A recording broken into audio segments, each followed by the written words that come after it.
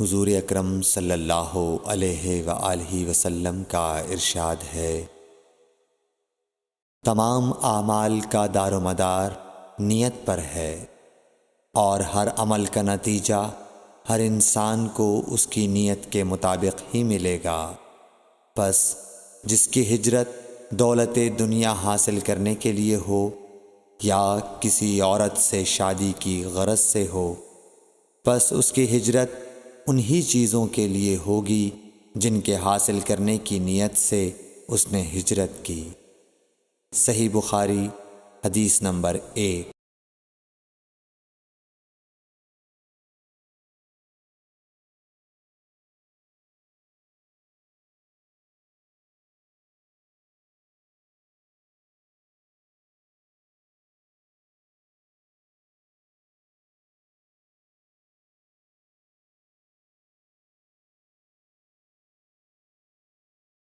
حضور اکرم صلی اللہ علیہ وآلہ وسلم نے فرمایا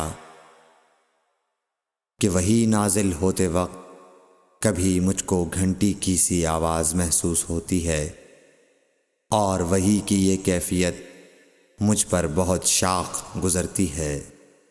جب یہ کیفیت ختم ہوتی ہے تو میرے دل و دماغ پر اس فرشتے کے ذریعے نازل شدہ وحی محفوظ ہو جاتی ہے، اور کسی وقت ایسا ہوتا ہے کہ فرشتہ بشکل انسان میرے پاس آتا ہے اور مجھ سے کلام کرتا ہے، پس میں اس کا کہا ہوا یاد رکھ لیتا ہوں۔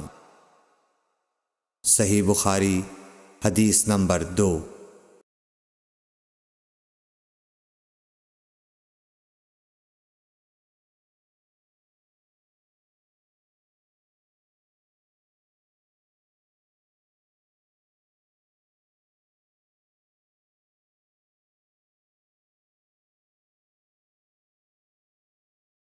حضرت صلی اللہ علیہ وآلہ وسلم پر وحی کا ابتدائی دور اچھے سچے پاکیزہ خوابوں سے شروع ہوا۔ آپ خواب میں جو کچھ دیکھتے وہ صبح کی روشنی کی طرح صحیح اور سچا ثابت ہوتا۔ پھر من جانب قدرت آپ تنہائی پسند ہو گئے اور آپ نے غار حرا میں خلوت نشینی اختیار فرمائی، اور کئی دن اور رات وہاں مسلسل عبادت اور یاد الہی و ذکر میں مشغول رہنے لگے۔ جب تک گھر آنے کو دل نہ چاہتا توشہ ہمراہ لیے ہوئے وہاں رہتے۔ توشہ ختم ہونے پر ہی اہلیہ محترمہ حضرت خدیجہ رضی اللہ تعالی عنہا کے پاس تشریف لاتے اور کچھ توشہ ہمراہ لے کر پھر وہاں جا کر خلوت گزین ہو جاتے۔ یہی طریقہ جاری رہا یہاں تک کہ آپ پر حق منکشف ہو گیا اور آپ غار حرا ہی میں قیام پذیر تھے کہ اچانک حضرت جبرائیل علیہ السلام آپ کے پاس حاضر ہوئے اور کہنے لگے کہ اے محمد پڑھو۔ آپ فرماتے ہیں کہ میں نے کہا کہ میں پڑھنا نہیں جانتا۔ آپ صلی اللہ علیہ وسلم فرماتے ہیں کہ فرشتے نے مجھے پکڑ کر اتنے زور سے بھینچا کہ میری طاقت جواب دے گئی، پھر مجھے چھوڑ کر کہا پڑھو۔ میں نے پھر وہی جواب دیا کہ میں پڑھا ہوا نہیں ہوں۔ اس فرشتے نے مجھ کو نہایت ہی زور سے بھینچا کہ مجھ کو سخت تکلیف محسوس ہوئی، پھر اس نے کہا کہ پڑھ۔ میں نے کہا میں پڑھا ہوا نہیں ہوں۔ فرشتے نے تیسری بار مجھ کو پکڑا اور تیسری مرتبہ پھر مجھ کو بھینچا، پھر مجھے چھوڑ دیا اور کہنے لگا کہ پڑھو اپنے رب کے نام کی مدد سے جس نے پیدا کیا اور انسان کو خون کی پھٹکی سے بنایا۔ پڑھو اور آپ کا رب بہت ہی مہربانیاں کرنے والا ہے۔ بس یہی آیتیں آپ حضرت جبرائیل علیہ السلام سے سن کر اس حال میں غار حرا سے واپس ہوئے کہ آپ کا دل اس انوکھے واقعے سے کانپ رہا تھا۔ آپ حضرت خدیجہ کے ہاں تشریف لائے اور فرمایا کہ مجھے کمبل اوڑھا دو، مجھے کمبل اوڑھا دو۔ لوگوں نے آپ کو کمبل اڑھا دیا۔ جب آپ کا ڈر جاتا رہا تو آپ نے اپنی زوجہ محترمہ حضرت خدیجہ رضی اللہ تعالی عنہا کو تفصیل کے ساتھ یہ واقعہ سنایا اور فرمانے لگے کہ مجھ کو اب اپنی جان کا خوف ہو گیا ہے۔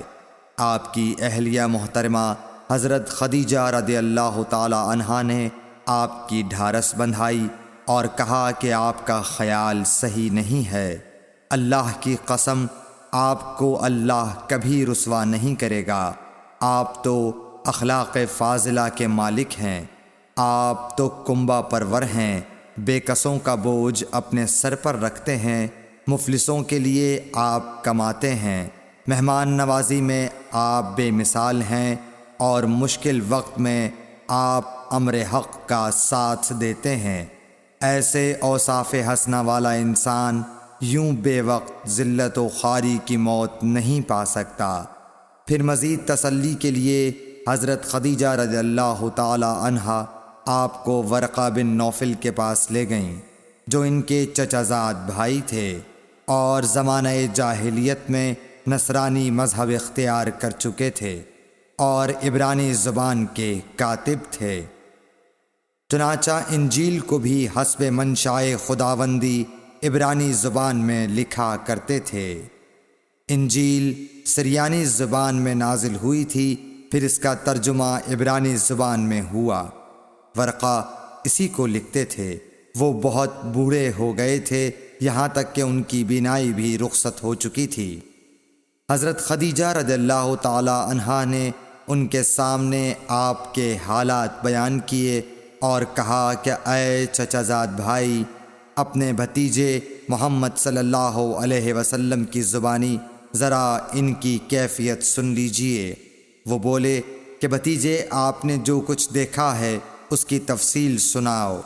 چنانچہ آپ صلی اللہ علیہ وآلہ وسلم نے از اول تا آخر پورا واقعہ سنایا، جسے سن کر ورقہ بے اختیار ہو کر بول اٹھے کہ یہ تو وہی ناموس معزز رازدان فرشتہ ہے جسے اللہ نے حضرت موسیٰ علیہ السلام پر وحی دے کر بھیجا تھا۔ کاش میں آپ کے اس عہد نبوت کے شروع ہونے پر جواں عمر ہوتا، کاش میں اس وقت تک زندہ رہتا جب کہ آپ کی قوم آپ کو اس شہر سے نکال دے گی۔ رسول کریم صلی اللہ علیہ وآلہ وسلم نے یہ سن کر تعجب سے پوچھا کہ کیا وہ لوگ مجھ کو نکال دیں گے، حالانکہ میں تو ان میں صادق و امین و مقبول ہوں۔ ورقہ بولا، ہاں یہ سب کچھ سچ ہے، مگر جو شخص بھی آپ کی طرح امر حق لے کر آیا لوگ اس کے دشمن ہی ہو گئے ہیں۔ اگر مجھے آپ کی نبوت کا وہ زمانہ مل جائے تو میں آپ کی پوری مدد کروں گا۔ مگر ورقہ کچھ دنوں کے بعد انتقال کر گئے، پھر کچھ عرصے تک وحی کی آمد موقوف رہی۔ صحیح بخاری حدیث نمبر 3۔